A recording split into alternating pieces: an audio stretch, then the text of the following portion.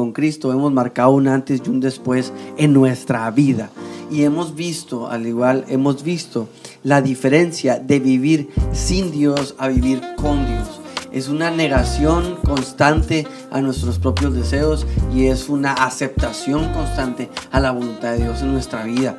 ¿Por qué lo digo? Porque hay una parte en la palabra de Dios que dice: quien haya la vida la perderá, pero quien la pierde por causa de Cristo la hallará, dice, ¿no?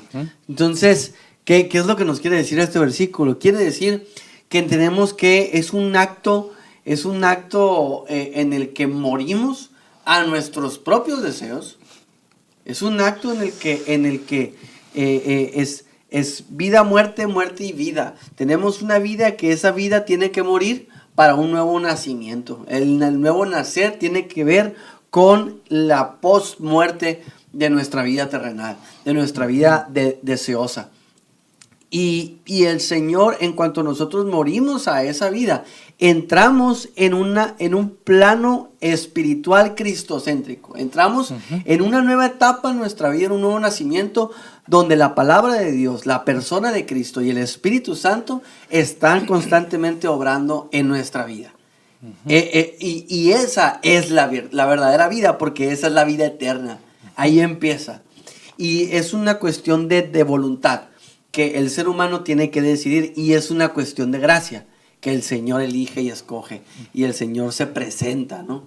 Se presenta, y la voluntad de nosotros de tomar esa decisión y de decir: mi vida es como decía el pastor ahorita, pues esto sí es vida, y negarnos a esa filosofía del mundo, negarnos a la filosofía de que logrando cosas, obteniendo cosas, voy a saborear la vida, voy a saber lo que es la verdadera vida.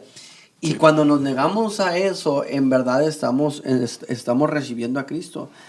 Por eso yo creo que Él dice: yo soy el camino, la verdad y la vida. Nadie va al Padre, nadie tiene vida eterna, nadie va a tener si no es por medio de mí. Y más aún cuando Jesús dice: yo soy la resurrección y la vida. Amén. Yo soy la resurrección y la vida. El que cree en mí, aunque esté muerto, vivirá. Amén. ¿Verdad? Y dice: y todo el que vive y cree en mí no morirá jamás. Amén. ¿Verdad?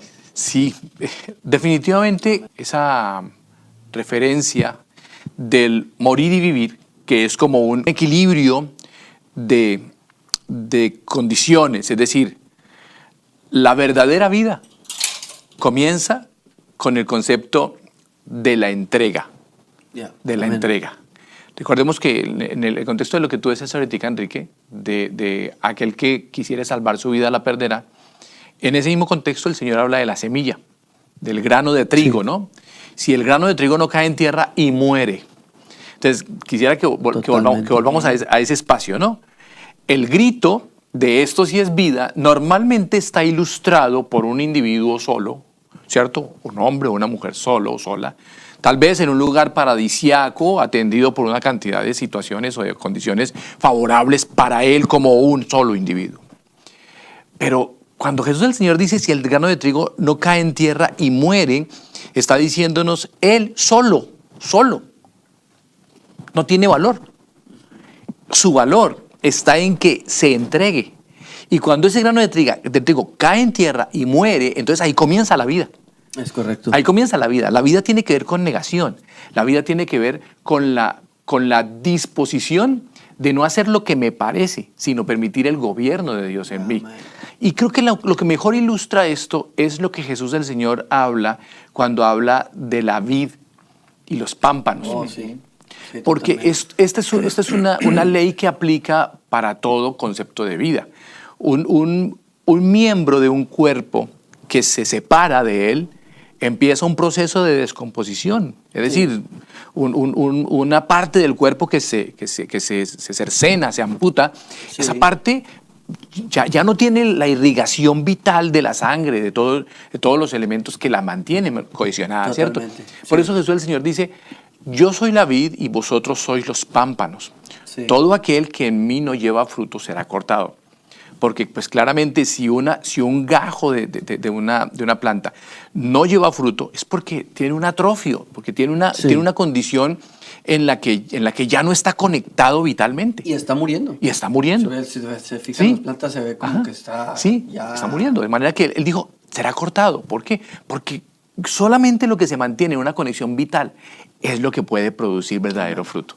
Y creo que eso es para nosotros una analogía muy, muy apropiada.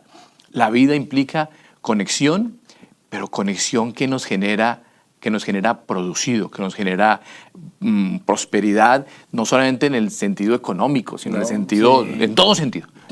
De hecho, eso dice el apóstol Juan, ¿no? Yo anhelo que seas prosperado en todo, porque si estamos conectados al cuerpo que es Cristo, pues claro, toda necesidad. Por supuesto, por nosotros corre la vida en el Señor. Y justamente ahí mismo, pastor, dice, yo soy la vid verdadera, quien permanece en mí y yo en ellos. Es esa permanencia que también da vitalidad a todas las áreas, ¿no? A toda la planta, por así decirlo, ¿no? Sí. Es esa permanencia que nos va a llevar a permanecer en la vida, a permanecer en Cristo.